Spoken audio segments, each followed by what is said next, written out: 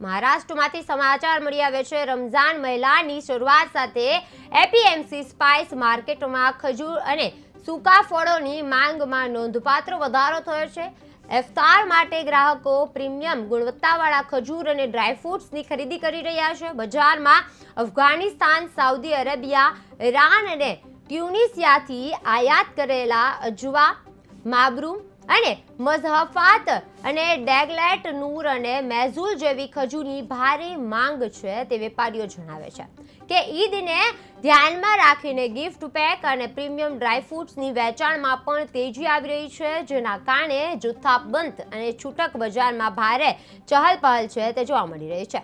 રમઝાનમાં APMC બજારમાં રોનક છે તે જોવા મળી રહી છે। વિદેશી પ્રીમિયમ ખજૂરની જોરદાર વેચાણ છે તે થઈ રહ્યું છે। ઇફતાર માટે ડ્રાયફ્રૂટની ખરીદી તેજ થઈ રહી છે। માંગમાં વધારો થઈ રહ્યો છે। જથ્થાબંધ બજારમાં વેપારીઓ ખુશ થઈ રહ્યા છે।